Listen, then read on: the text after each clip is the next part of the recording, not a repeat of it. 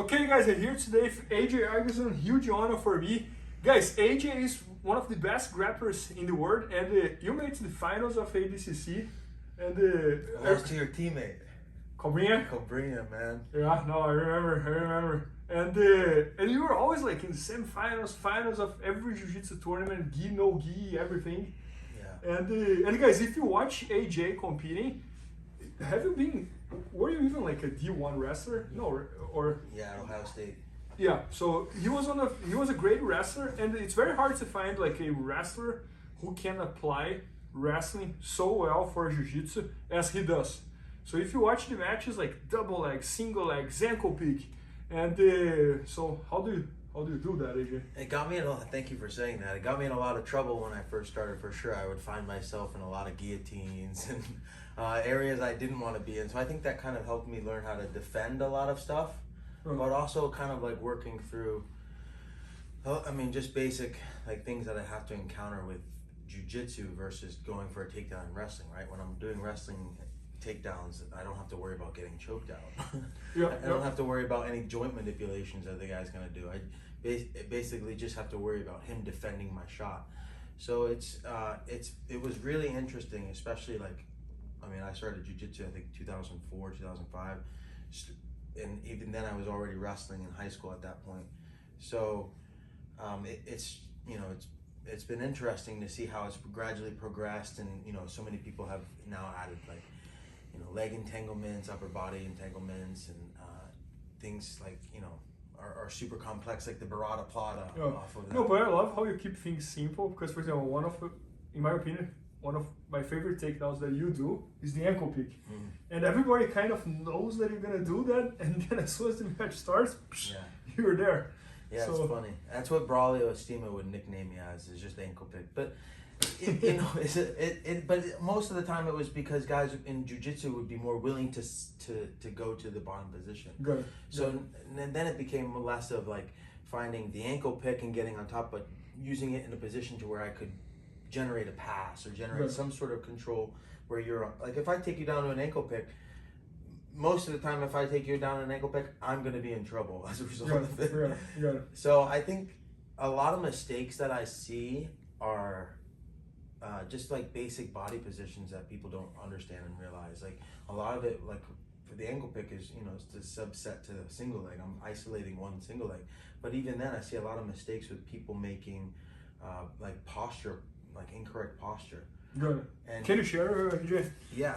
Just so they can visualize what you're talking about. Right, and like if I'm going for a single leg, I want to attack this single leg of his, but I don't ever want to pick the leg up. And I think that's the mistake that a lot of people make, is just they go for the single leg like this, and they're trying to pick the leg up to here.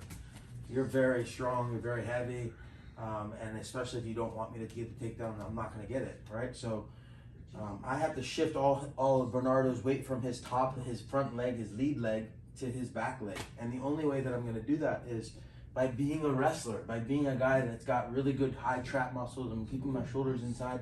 I'm maintaining the inside grip position, inside tie position, whether I have the hand on the collar, hand on the bicep, or I have two hands on the wrist, and I'm dominating the inside control.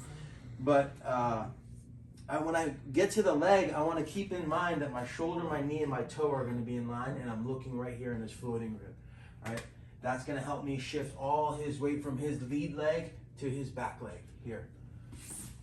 Good. When I have that with the wrist is what I like to do, especially in no gi. In the gi, I would grab the gi, I would hold it down and attack the single leg.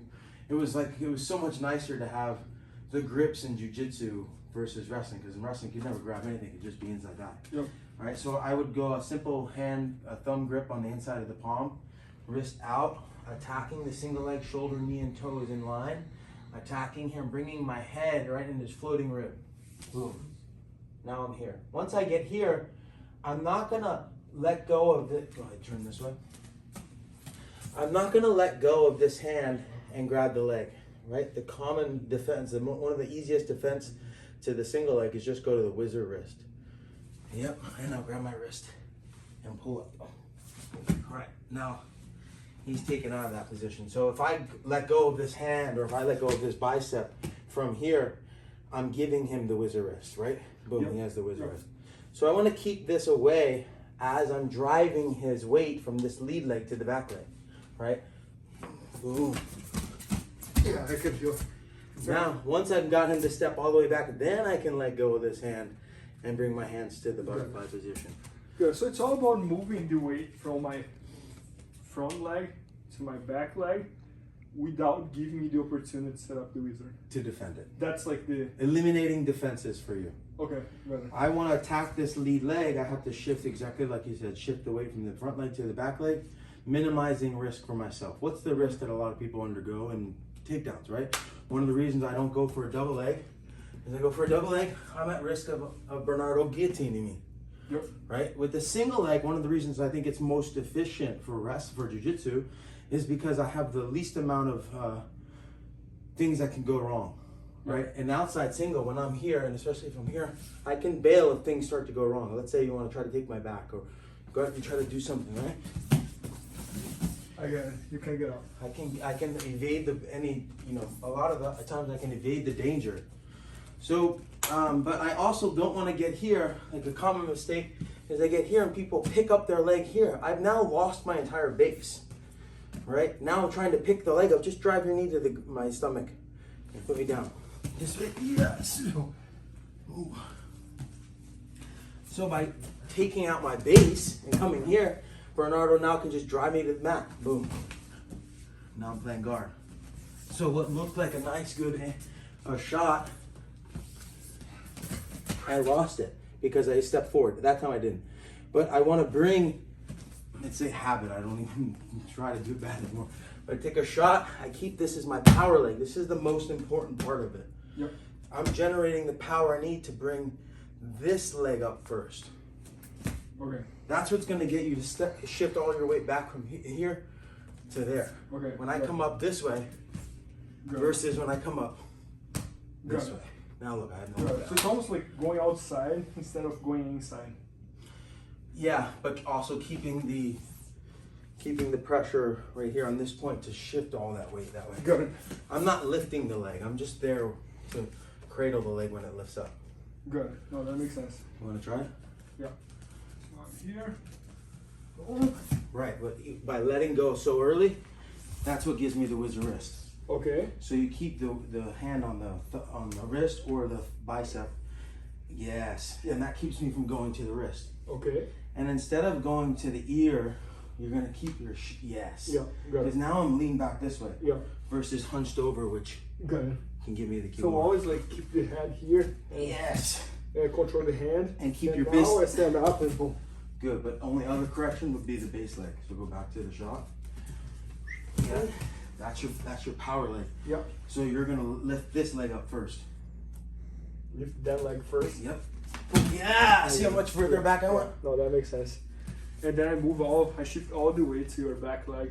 Right. And things get much easier from there. Right. Yeah, it almost looks like it's a reflex for me to use this leg to come Bring it up. forward. So, Right. yeah, no, man, that was great.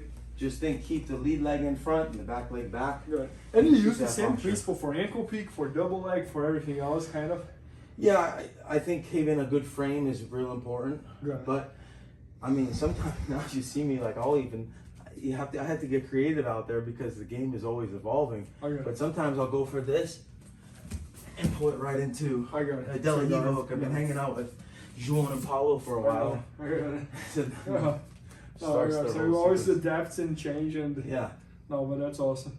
Yeah, so guys, AJ shot an entire structural all about takedowns, and if you watch his matches, like he's one of the best like wrestlers for jiu-jitsu, and it's coming out very, very cool. So it's gonna be at BJJFanatics.com very soon. Maybe by the time you're watching, it's already there. So make sure to check that out. And thanks so much again. Thank you, Bernardo. Thank you. Please help me out to grow my YouTube channel. Just click subscribe. And to watch more videos, just click under see more videos.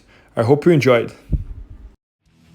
BJJFanatics.com. Use the promo code YouTubeFaria to get 10% off any instructional video. Improve your jiu-jitsu faster.